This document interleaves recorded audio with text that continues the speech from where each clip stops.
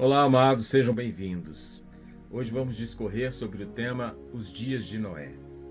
E por que Jesus mencionou sobre os dias de Noé? Certa vez ele disse que quando ele viesse, quando ele voltasse, ele iria encontrar a humanidade vivendo como nos dias de Noé. Qual seria o ensinamento e o alerta aqui? E como vivia a humanidade na época de Noé? Certamente havia o trabalho, as relações sociais, as relações familiares. Em nossa sociedade hoje, nós podemos identificar muito da sociedade nos tempos de Noé. Que o Senhor nos abençoe no desenvolvimento desse tema. Amém. Lucas 17:26. E como aconteceu nos dias de Noé, assim será também nos dias do Filho do Homem.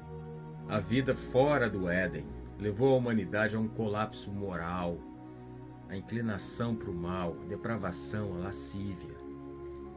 Entre a saída do Éden, até o dilúvio, foram aproximadamente 1.700 anos. E o homem cada vez mais em decadência, em autodestruição. Até que Deus disse à humanidade que ela teria 120 anos para se arrepender. E mandou Noé não só para construir a arca, mas para ser o pregoeiro da justiça e anunciar o juízo. No entanto, todos sucumbiram no dilúvio. Gênesis 6:3. Então disse o Senhor: não contenderá o meu espírito para sempre com o homem, porque ele também é carne, porém os seus dias serão 120 anos. Esse quadro aqui mostra o período pré-diluviano e o período pós-diluviano. É interessante notar que antes do dilúvio os homens viviam muito, O próprio Noé nasceu somente 100 anos depois da morte de Adão. Você observa também que o pai de Noé, Lameque, e o avô de Noé, Matusalém, conviveram com o próprio Adão. Muito provavelmente conversavam e eles souberam histórias do próprio Éden, de como as coisas eram, do caminhar com Deus pelo jardim, também da queda do homem. E tudo isso que aconteceu depois da queda, Noé presenciou, nas histórias do pai, do avô. E ele começou a ver o declínio da humanidade, a inclinação para a morte, toda aquela blasfêmia, o afastamento de Deus. E Deus usou esse homem que tinha essa big picture, que conseguiu ver esse cenário amplo, para ser o pregoeiro da justiça, para falar do juízo que viria e para falar que eles teriam que se arrepender. E ele, depois do dilúvio, também viveu bastante. E ele conseguiu ser contemporâneo do próprio Abraão. Então Noé ficou mais ou menos no centro dessa história. Ele e sua família passaram depois do dilúvio, e antes do dilúvio ele tinha um entendimento bem amplo de como a humanidade caminhava. Gênesis 7:11. No ano 600 da vida de Noé, no mês segundo, aos 17 dias do mês, naquele mesmo dia se romperam todas as fontes do abismo, e as janelas dos céus se abriram. Vivemos dias trabalhosos, complicados e até mesmo assustadores.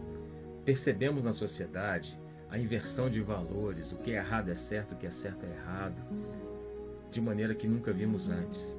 Os padrões de Deus para a humanidade, como a família, têm sido chacoteados, largados de lado, tripudiados, substituídos por um nada, aquilo que eu quero, aquilo que eu acho. A humanidade tem realmente estado à deriva, sem referência, sem rumo. É um sinal preocupante. Apocalipse 22:11 e 12. Quem é injusto, seja injusto ainda. E quem é sujo, seja sujo ainda. E quem é justo, seja justificado ainda. E quem é santo, seja santificado ainda. E eis que cedo venho, e o meu galardão está comigo para dar a cada um segundo a sua obra.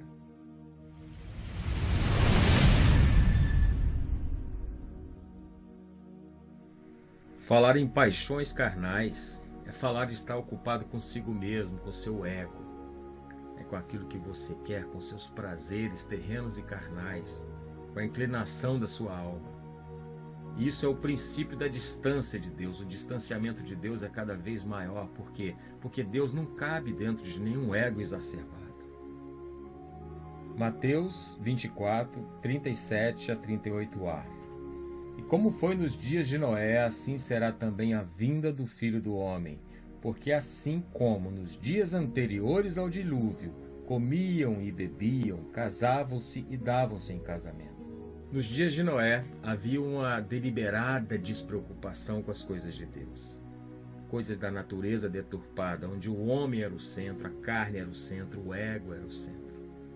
Mas Jesus mencionou que eles casavam-se, davam-se em casamento, bebiam, comiam. Mas o que tem de errado nisso? Não é um padrão social normal qualquer? Na verdade, é porque eram interesses pessoais ainda.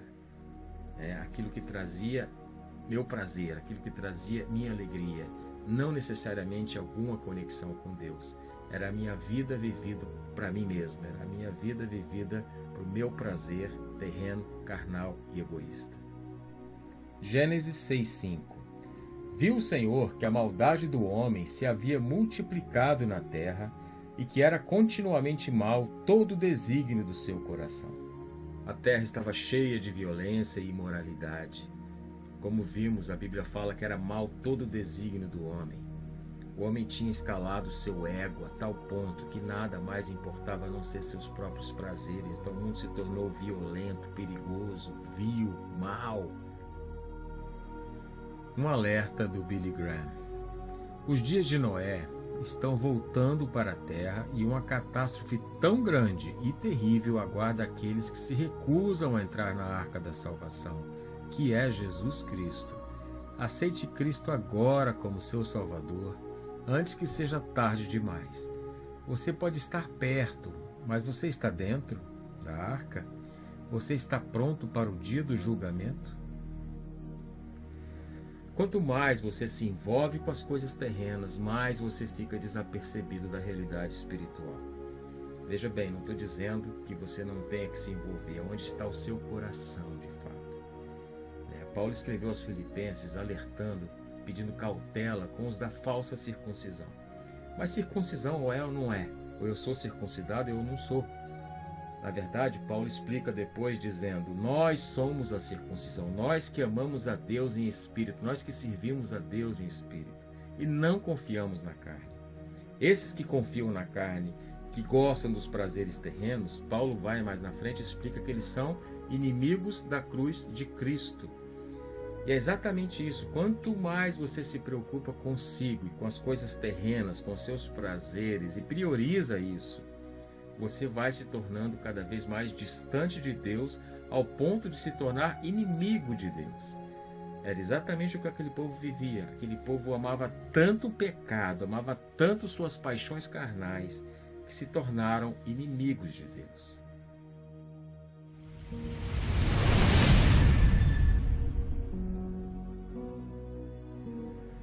Então Deus revelou a Noé o que viria a acontecer, o juízo de Deus, e mandou Noé construir a arca. E Noé construiu a arca debaixo de vaias, de zombarias, de escárnios, ao mesmo tempo que ele pregava, ele era pregoeiro da justiça. E o mundo viu aquela arca sendo construída, mas não se tocou, não se importou, a não ser para brincar, chacotear e zombar. Só que num determinado momento, a arca ficou pronta. E quando a arca estava pronta, ainda assim o mundo não se tocou e olhou e falou: a arca está pronta, mas e daí? Esse louco fez uma arca. Eles não entendiam, não aceitavam aquele juízo e não acreditavam nele. Só que Deus mandou os animais e ainda assim a multidão, o povo, não percebeu. E chegou o momento que Deus mandou que Noé e sua família também entrassem na arca. Ninguém se tocou. Aí Deus fechou a arca pelo lado de fora e a selou. Aqui tem uma coisa muito importante para a nossa reflexão. Noé e sua família não sabiam a hora exata do dilúvio. Não sabiam mesmo, mas eles sabiam que estava muito próximo de acontecer. A arca estava pronta, eles já estavam lá dentro. Só faltava mesmo cair a água, só faltava mesmo o dilúvio acontecer. Essa é a diferença, essa questão de vida ou morte. Isso aqui a gente está querendo trazer aqui. Nós não estamos querendo adivinhar, dizer a hora e o dia. Nós simplesmente estamos observando os sinais de que está muito próximo o dia em que Jesus voltará. Mateus 24, 38 e 39. Porquanto, assim como nos dias anteriores ao dilúvio, comiam, bebiam, casavam-se, davam-se em casamento, até o dia em que Noé entrou na arca, e não o perceberam, até que veio o dilúvio e os levou a todos. Assim será também a vinda do Filho do Homem.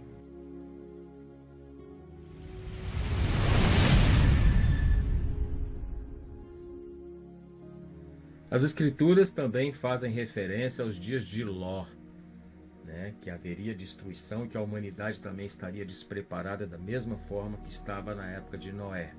Na época de Noé, a destruição veio pelas águas do dilúvio no mundo inteiro. Na época de Ló, a destruição veio às duas cidades de Sodoma e Gomorra através do fogo. Mas os dois exemplos, as duas situações mostram que a humanidade estava despreparada e não acreditava nesse juízo que estava por vir. Lucas 17, de 28 a 30. Como também, da mesma maneira, aconteceu nos dias de Ló. Comiam, bebiam, compravam, vendiam, plantavam e edificavam.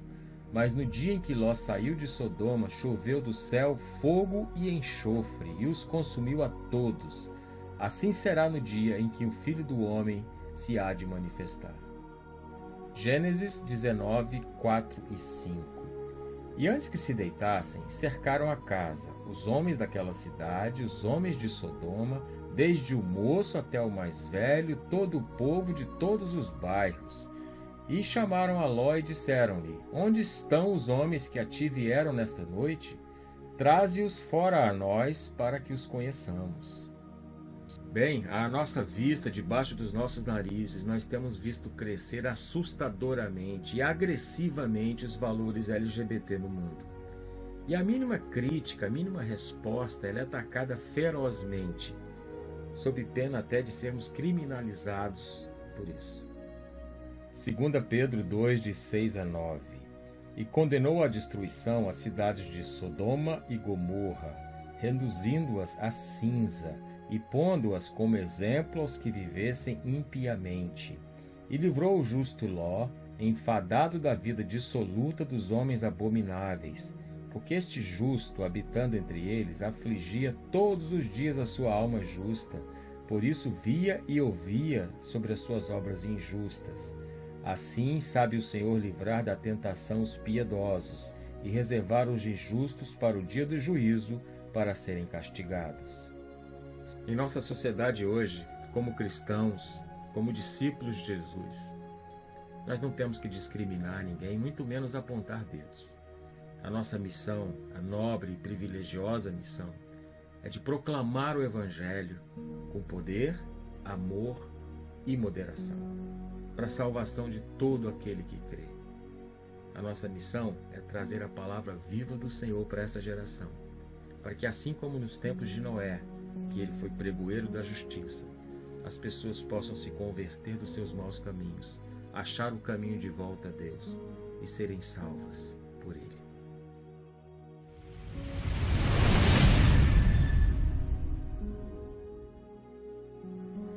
Vivemos numa sociedade onde o temor de Deus tem descido a níveis tão baixos, baixíssimos, que só podem ser comparados com aqueles dos tempos de Noé e de Ló.